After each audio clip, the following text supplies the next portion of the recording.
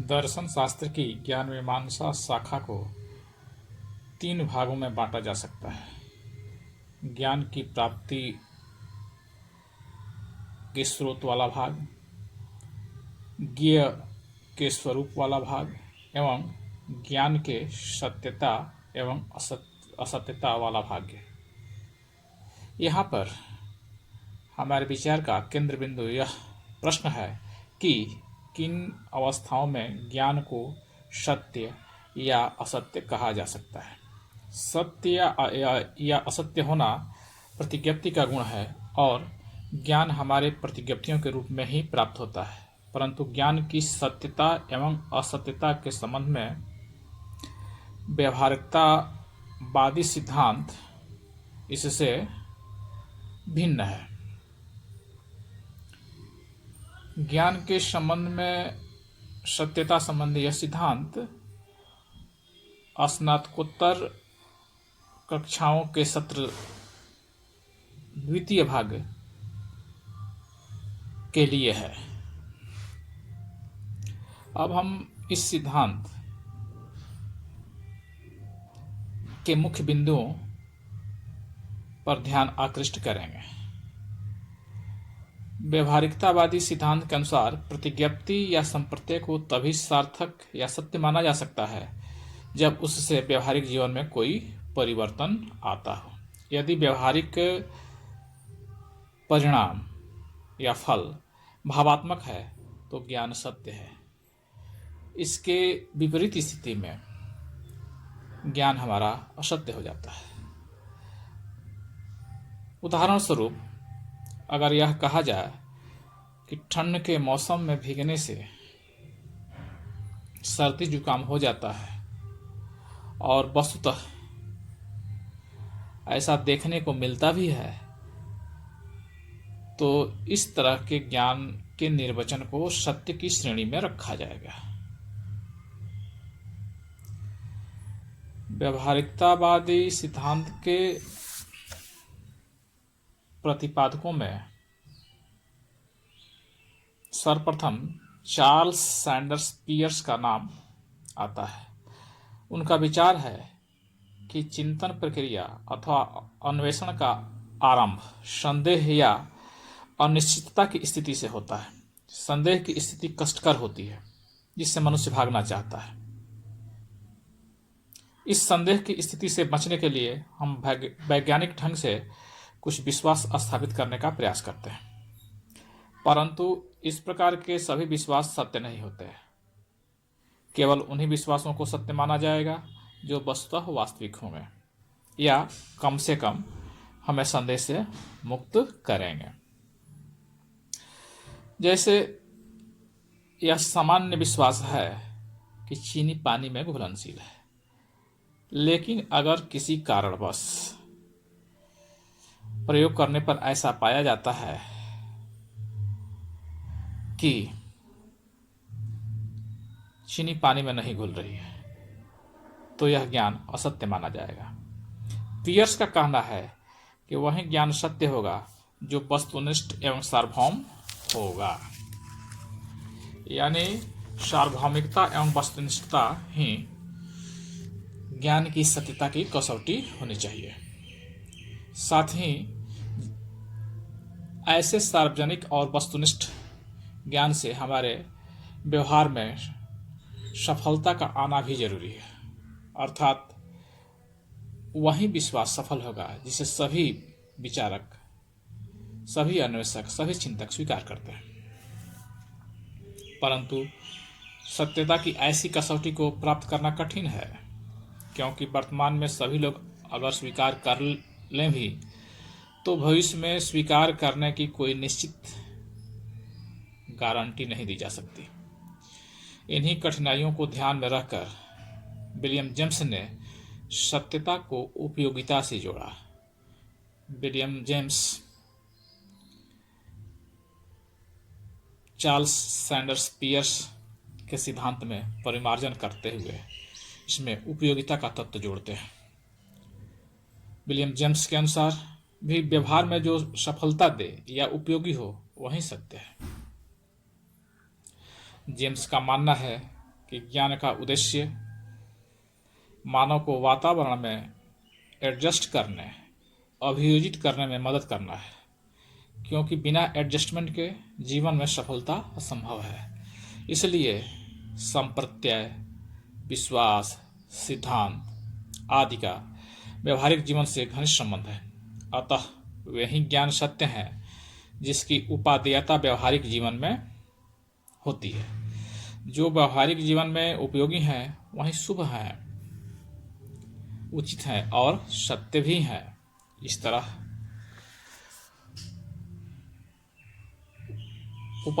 उपादेयता से जेम्स का तात्पर्य तात्कालिक उपादेयता नहीं बल्कि वैसी उपादेयता है जो कुल मिलाकर हो, यानी ज्ञान को सिर्फ तात्कालिक रूप से वर्तमान समय में ही उपयोगी नहीं होना चाहिए, बल्कि उसे भविष्य में भी उपयोगी बना रहना चाहिए। ऐसे भी विश्वास संभव है जिसका भावात्मक परिणाम लंबे जीवन के व्यवहार में हो। दो विश्वासों में से जो अधिक उपयोगी होगा वह अधिक सत्य होगा। जेम्स की ऐसी मान्यता है। कोई भी सत्य नित्य नहीं होता बल्कि परिस्थिति विशेष के अनुसार बदलते रहता है। इस प्रकार जेम्स सत्यता का सापेक्षवादी सिद्धांत का प्रवर्तन करते हुए दिख पड़ते हैं। यद्यपि सत्यता को मूलतः निरपेक्ष ही माना जाता है, सापेक्ष सत्य को लोग जल्दी स्वीकार नहीं करते। जेम्स का मानना है यदि ईश्वर को मानने से व्यवहारिक जीवन में कुछ लाभ हो तो वह सत्य है अथवा असत्य है। इस प्रकार जेम्स धार्मिक प्रवृत्ति के लोगों के लिए अपने सिद्धांत में कुछ स्थान बना देते हैं और निश्चित रूप से धार्मिक संप्रदाय सत्यता के संबंध में उनके इस सिद्धांत की अनुशंसा करता हुआ दिख पड़ता है। एक तीसरे विचारक जॉन डीवी हैं जो सत्ता के संबंध में उपयोगवादी, फलवादी या व्यवहारवादी सिद्धांत को अपना समर्थन देते हैं। उनका मानना है कि विचार या अन्वेषण संदेह की स्थिति में ही किया जाता है। ऐसी स्थिति में जो भी ज्ञान उत्पन्न होता है उसका उद्देश्य लक्ष्य की प्राप्ति करना होता है और उस परिस्थिति में जो ज्ञान लक्ष्य तक ले जाए वहीं सत्य माना जाता है। जॉन डीवी सत्यता का संबंध भविष्य जीवन से जोड़ते हैं और इस प्रकार जेम्स के मत का समर्थन करते हुए सत्यता को केवल तात्कालिकता के बंधन से मुक्त कर देते हैं।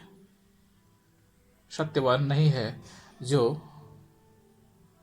तुरंत तत्काल उपयोगी है, बल्कि चिरंतन सत्य तो वह है जो तत्कालिकता के साथ साथ हमारे भविष्य जीवन में भी सफलता दे। जॉन डीवी का मानना है कि इस प्रकार के सत्यता का निर्माण जीवन के कठोर अनुभव द्वारा संभव है। ज्ञान या विश्वास यदि अपने अनुरूप कार्य करता है तो उसे सत्य माना जाता है, अन्यथा असत्य। इस प्रकार व्यवहारिकतावादी किसी ज्ञान या विश्वास की सत्यता के बारे में यह स्थापित करने का प्रयास करते हैं कि जिस ज्ञान का हमारे व्यवहार में, हमारे व्यवहारिक जीवन में उपयोगिता है, उपादेयता है, उसे ही सत्य स्वीकार किया जाना चाहिए।